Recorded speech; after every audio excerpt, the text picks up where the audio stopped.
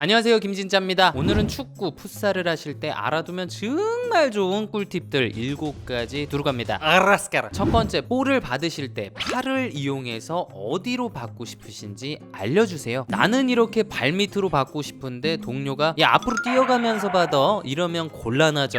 뺏길 확률도 높고요. 하지만 이렇게 팔을 사용해서 내 발밑으로 강하게 줘 명확하게 사인을 주면 패스하는 동료도 나도 혼란스럽지가 않습니다. 앞쪽으로 받고 싶으면 요렇게.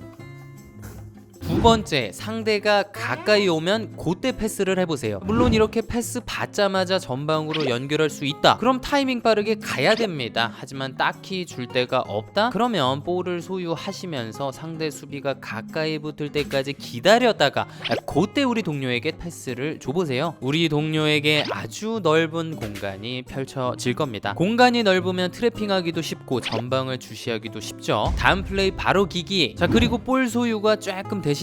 그럼 이렇게 상대를 가까이 유인해서 2대1 받고 또 살짝 유인했다가 톡 패스하고 이렇게 해보세요. 이게 보기에는 조금 얄미워도 저 압박하시는 분 입장에서 생각해보면 체력이 쫙쫙 답니다. 그러면 경기 막판에 그 쬐끔한 체력 차이가 결과를 바꿀 수도 있는 거죠. 자, 이렇게 상대가 가까이 오면 패스하는 거 바르셀로나의 사비, 이니에스타가 자주 했던 겁니다. 세 번째, 공격수시라면 상대의 공격 방향을 한쪽으로 제한시켜보세요. 자, 패스가 절로 가고 있죠. 여기 김진짜를 보시면 상대를 이쪽으로 몰고 있습니다. 다시 저쪽으로 패스하지 못하도록 패스 코스 차단. 그럼 요 분은 어쩔 수 없이 이쪽 사이드로 몰리게 되고 저렇게 뺏기게 됩니다. 자, 여기서도 마찬가지. 김진짜가 여기랑 어디다 주기에도 조금 애매하게 서 있으니까 볼 가지신 분이 저 짝으로 플레이를 할 수밖에 없습니다. 결국 뺏겼죠.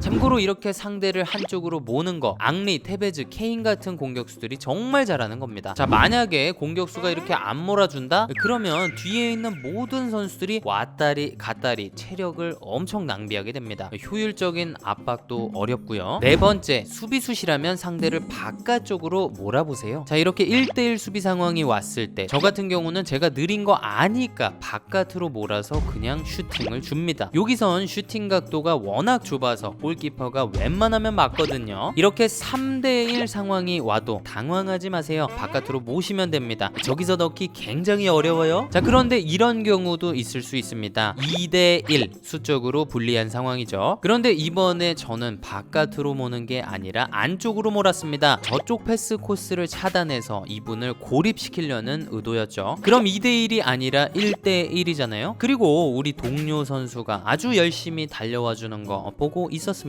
협력 수비하면 되겠다고 생각했는데 그게 적중했죠. 땡큐. 자, 하지만 수비 상황에서는 웬만하면 바깥으로 모는 게 좋습니다. 만약 이렇게 상대를 바깥으로 몰지 못하고 요 패스 코스를 열어준다 그러면 무조건 실점 들어갑니다. 여기서도 저 패스를 줘버리면 실점 확률이 확 높아지죠. 다섯 번째, 공격수시라면 최대한 전방으로 나가서 공간을 만들어주세요. 저는 풋살할 때 공격을 하게 되면 저렇게 깊숙이 서 있습니다. 물론 축구에선 옵사이드 때문에 이렇게 못하죠. 그리고 실제 풋살 선수들도 굉장히 유기적으로 움직이기 때문에 저렇게 한 명이 박혀있는다 그딴 거 없습니다. 그치만 저는 지금 동네 축구에서 먹히는 축구의 기본 원리를 말씀드리고 있는 겁니다. 자, 제가 저렇게 깊숙이 서 있으니까 이분과 이분이 저를 견제하지 않을 수가 없겠죠. 그럼 여기 우리 동료한테 넓은 공간이 생깁니다. 패스가 요렇게 들어가면 요 분이 전진 쌉 가능. 자, 하지만 동네에서 볼 차다 보면 많은 공격수분들이 그냥 여기 머물러 계십니다. 여기 계시면 상대 수비가 쫙 밀집하기 때문에 공격 풀어나가기가 더 어려워지죠. 자, 그리고 무엇보다 상대 수비 앞에서 다 보이는 데서 움직이시면 이 수비가 수비하기 얼마나 쉽겠어요? 수비 시야 뒤쪽에서 알짱거리다가 야, 이쪽으로 때려줘 해갖고 바로 찬스 만들 수도 있습니다.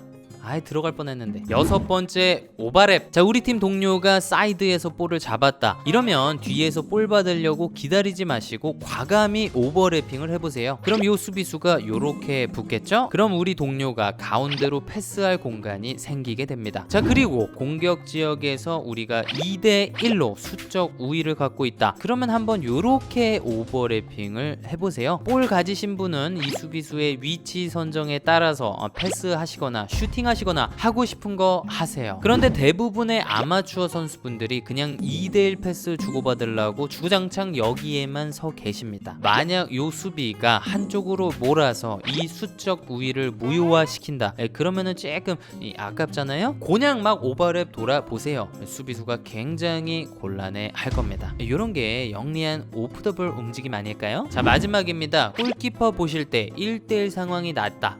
튀어나와 주세요. 자, 상대가 슈팅하려고 하면 튀어나와서 각도 줄여주시고 가랭이 잘 간수해 주시면 웬만해선 안 먹습니다. 자, 하지만 이렇게 골대에만 머무르시면 슈팅 각도가 엄청 넓어져서 골 넣기가 훨씬 쉽습니다. 자, 그리고 마지막 하나 더. 골키퍼 하실 때 이렇게 밖으로 나간 공 빨리 주워다가 전방으로 빨리 전달해 주세요. 골키퍼의 요 빠른 판단 하나로 이미 3명 제끼고 시작하잖아요. 야구! 네, 오늘은 여기까지입니다. 축구든 풋살이든 항상 재밌게 안전하게 배려하면서 잊지 마세요. 뿅!